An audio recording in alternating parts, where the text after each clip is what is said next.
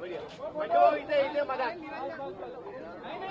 बस बस बस थोड़ा समोर थोड़ा समोर थोड़ा समोर बस बस बस बस बस थँक्यू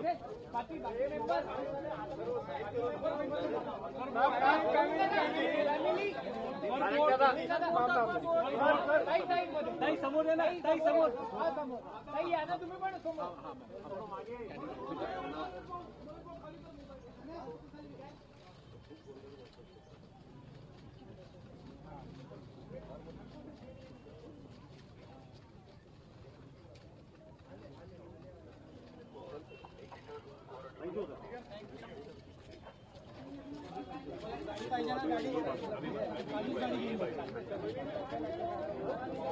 काय सांगणार नितीनची हॅट्रिक आधीच झाली आता चौथ्यांदा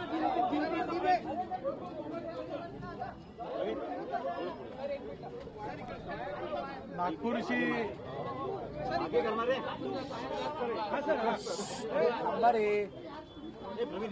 थोडं खाली खाली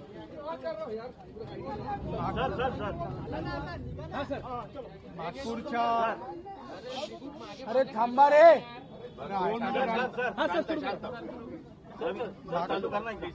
नागपूरच्या जनतेने 3 वेळा आम्हाला निवडून दिलं आणि विकास करण्याची संधी दिली.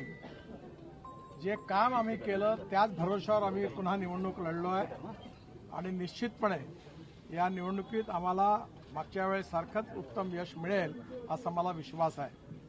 मतदारांनी आपल्या मतदानाचा अधिकार बजवावा, कारण हा त्यांचा मूलभूत अधिकार आहे, फंडामेंटल राईट आहे आणि निश्चितपणे हा अधिकार बजावणं हे लोकशाहीमध्ये सगळ्यांचं कर्तव्य आहे. मी पुन्हा एकदा सगळ्यांना आवाहन करतो की त्यांनी जास्तीत जास्त संख्येने मतदान करावं. गेल्या निवडणुकीत बघितलं आपण तर मतदानाचा टक्का फारसा चांगला नसतो. गडचिरोलीपेक्षा वर्स्ट सिच्युएशन नागपूरची असते. काय सांगणार? नागपूरमध्ये एक गोष्ट खरी आहे की प्रत्येक निवडणुकीमध्ये विशेषतः मतदार याद्या आणि त्याच्यातला नावाचा गोंधळ हा दरवर्षी होतोय. ही थोडीशी चिंतेची बाब आहे, कारण अनेक लोकांचे एका परिवारातल्या, आता माझ्याच परिवारातलं 4-5 वोट इकडे एक दुसरीकडे टाकलं आहे, असं प्रत्येकाच्या घराघरात आहे. दुसरी गोष्ट, या मतदार याद्या या अजून चांगल्या प्रकारे व्यवस्थित करणं, जेणेकरून कोणीही मतदारापासून वंचित न राहणं याची काळजी जास्तीत जास्त घेतली पाहिजे आणि निश्चितपणे पुढल्यापासून ते निवडणूक आयोग घेईल असा मला विश्वास है. नितिन जी क्या कहेंगे, हिंदी में बताएं कि आज मतदान करने के लिए पहुंचे, मतदान का प्रतिशत कम देखा जा रहा है, कई सभाएं की आपने, उसके बावजूद ये स्थिति प्रथम दृश्य में दिख रही है. नहीं देखिए, एक तो बात सही है कि चुनाव में मतदान करना हमारा फंडामेंटल राइट है, मूलभूत अधिकार है. हम किसको मतदान करते किसको नहीं करते ये अपना अधिकार है, पर ये अधिकार जो लोकतंत्र में मिला है उसके कर्तव्य का पालन करना ये हर नागरिक का कर्तव्य है. और इसलिए मैं सभी लोगों से अपील करूंगा कि आपका जो मूलभूत अधिकार है उसका पूरा उपयोग करना लोकतंत्र में आपकी जिम्मेदारी है. आप जरूर आइए, मतदान करिए, आपको जिसको देना है उसको दीजिए, पर मतदान करिए. ये निश्चित रूप से लोकतंत्र में हम सब के लिए अधिकार के रूप में है. नितिन जी, देर रात बीजेपी के उम्मीदवारों पे देर रात जानलेवा हमला हुआ, सिंगने जी के ऊपर हमला हुआ, क्या लग रहा है कितनी रंजिश एक दूसरे पे जानलेवा हमले की नौबत आ गई है? देखिए, मैं आज अभी सिंगने जी के घर पर ही जा रहा हूँ उनको देखने के लिए, पर ये जो घटना हुई ये बहुत ही दुर्भाग्यपूर्ण और निषेधार्ह है. मतभिन्नता विचारों के साथ हो सकती है और हमारे यहाँ महाराष्ट्र में, नागपुर में हमने इस परंपरा का पालन किया है कि 15 दिन चुनाव होता है तब हम अपनी बात रखते हैं और चुनाव के बाद हमारे संबंध फिर से अच्छे होते हैं. तो मुझे लगता है ये बहुत दुर्भाग्यपूर्ण है. ऐसी घटनाओं को टालना चाहिए. पुलिस निश्चित रूप से जिन्होंने गुनाह किया है उनके ऊपर कड़ी कार्रवाई की, कि जो जानकारी मिली है उनके एक प्रकार से उनकी जान लेने की कोशिश थी.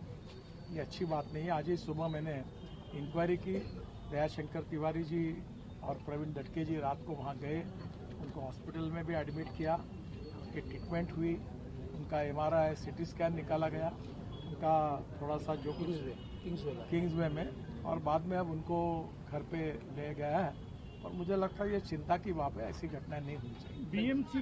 बीएमसी का ये चुनाव किस तरीके से देख रहे हैं?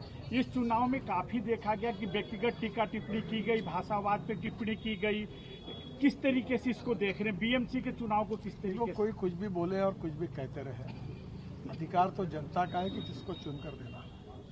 मैं पूरे चुनाव में एक भी बार मैंने विपक्ष का, उम्मीदवार का, किसी का कभी नाम तक नहीं लिया, क्योंकि हमने इतना काम किया है, वो बताते बताते ही टाइम कम पड़ता है।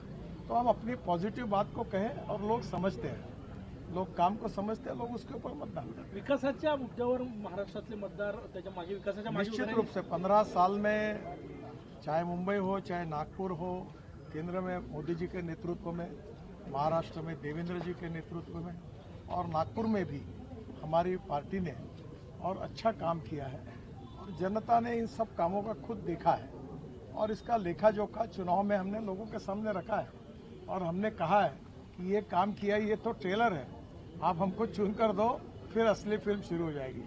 आपका आकलन क्या, 29 में से कितनी सीट लग रहा है मेयर बैठेंगे कितनी जगहों पर? बीएम रिकॉर्ड ब्रेक मार्जिन से हम लोग जीतेंगे, ये मेरा विश्वास है। Thank you sir, thank you sir. Sachin Raj चला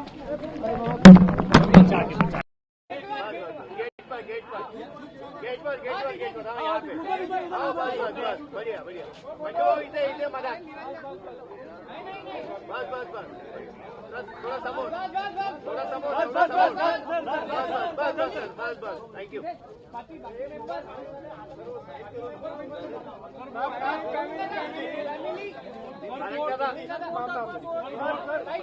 ताई समोर आहे ना, ताई समोर या ना तुम्ही पण समोर।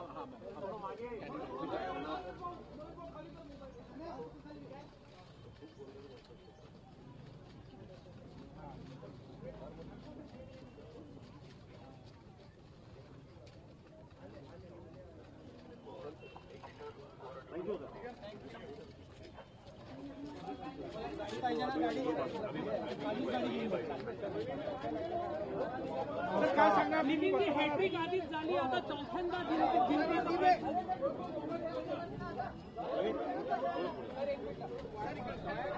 नागपूरची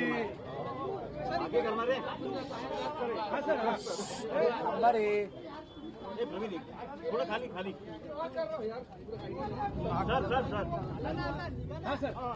नागपूरच्या अरे थांबा रे।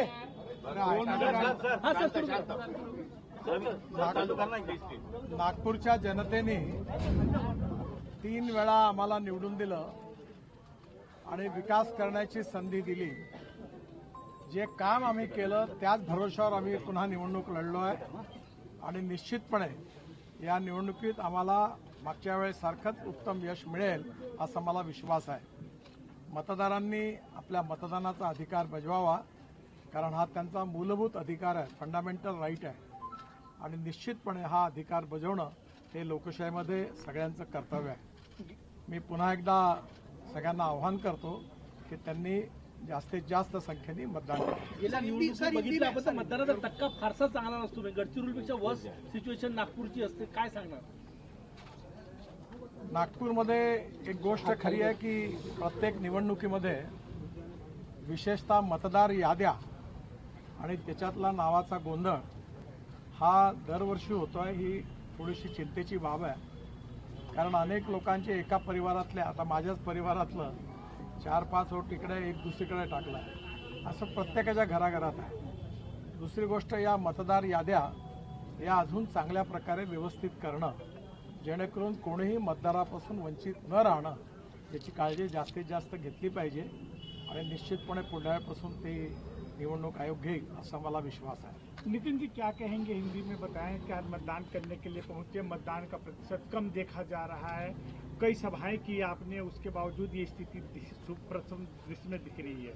नहीं, देखिए, एक तो बात सही है कि चुनाव में मतदान करना हमारा फंडामेंटल राइट है, मूलभूत अधिकार है। हम किसको मतदान करते किसको नहीं करते ये अपना अधिकार है, पर ये अधिकार जो लोकतंत्र में मिला है उसके कर्तव्य का पालन करना ये हर नागरिक का कर्तव्य है। और इसलिए मैं सभी लोगों से अपील करूंगा कि आपका जो मूलभूत अधिकार है उसका पूरा उपयोग करना लोकतंत्र में आपकी जिम्मेदारी है। आप जरूर आइए, मतदान करिए। आपको जिसको देना है उसको दीजिए, पर मतदान करिए। ये निश्चित रूप से लोकतंत्र में हम सब के लिए अधिकार के रूप में है। नितिन जी, देर रात बीजेपी के उम्मीदवारों पे देर रात जानलेवा हमला हुआ, सिंघने जी के ऊपर हमला हुआ। क्या लग रहा है कितनी रंजिश एक दूसरे पे जानलेवा हमले की नौबत आ गई है? देखिए, मैं आज अभी सिंघने जी के घर पर ही जा रहा हूँ उनको देखने के लिए, पर ये जो घटना हुई ये बहुत ही दुर्भाग्यपूर्ण और निषेधार्ह है। मतभिन्नता विचारों के साथ हो सकती है, और हमारे यहाँ महाराष्ट्र में, नागपुर में हमने इस परंपरा का पालन किया है कि 15 दिन चुनाव होता है तब हम अपनी बात रखते हैं, और चुनाव के बाद हमारे संबंध फिर से अच्छे होते हैं। तो मुझे लगता है ये बहुत दुर्भाग्यपूर्ण है। ऐसी घटनाओं को टालना चाहिए। पुलिस निश्चित रूप से जिन्होंने गुनाह किया उनके ऊपर कड़ी कार्रवाई की, कि जो जानकारी मिली है उनके एक प्रकार से उनकी जान लेने की कोशिश थी। ये अच्छी बात नहीं है। आज ही सुबह मैंने इंक्वायरी की, दयाशंकर तिवारी जी और प्रवीण दटके जी रात को वहाँ गए, उनको हॉस्पिटल में भी एडमिट किया, उनकी ट्रीटमेंट हुई, उनका MRI CT स्कैन निकाला गया, उनका थोड़ा सा जो कुछ किंग्सवे में, और बाद में अब उनको घर पे ले गया है। और मुझे लगता है ये चिंता की बात है, ऐसी घटना नहीं होनी चाहिए। बीएमसी का ये चुनाव किस तरीके से देख रहे हैं? इस चुनाव में काफी देखा गया कि व्यक्तिगत टीका टिप्पणी की गई, भाषावाद पे टिप्पणी की गई। किस तरीके से इसको देख रहे हैं? बीएमसी के चुनाव को किस तरीके से? कोई कुछ भी बोले और कुछ भी कहते रहे, अधिकार तो जनता का है कि जिसको चुनकर देना। मैं पूरे चुनाव में एक भी बार मैंने विपक्ष का, उम्मीदवार का, किसी का कभी नाम तक नहीं लिया, क्योंकि हमने इतना काम किया है, वो बताते बताते ही टाइम कम पड़ता है। तो हम अपनी पॉजिटिव बात को कहें, और लोग समझते हैं, लोग काम को समजते हैं, लोग उसके ऊपर मतदान करते हैं। विकासाच्या मुद्द्यावर महाराष्ट्रातले मतदार त्याच्या मागे विकासाच्या मागे निश्चित रूप से 15 साल में, चाहे मुंबई हो, चाहे नागपुर हो, केंद्र में मोदी जी के नेतृत्व में, महाराष्ट्र में देवेंद्र जी के नेतृत्व में, और नागपुर में भी हमारी पार्टी ने और अच्छा काम किया है। और जनता ने इन सब कामों का खुद देखा है, और इसका लेखा जोखा चुनाव में हमने लोगों के सामने रखा है। और हमने कहा है कि ये काम किया, ये तो ट्रेलर है, आप हमको चुन कर दो, फिर असली फिल्म शुरू हो जाएगी। वो आपका आकलन क्या, 29 में से कितनी सीट लग रहा है मेयर बैठेंगे कितनी जगह पर? रिकॉर्ड ब्रेक मार्जिन से हम लोग जीतेंगे, ये मेरा विश्वास है। Thank you sir.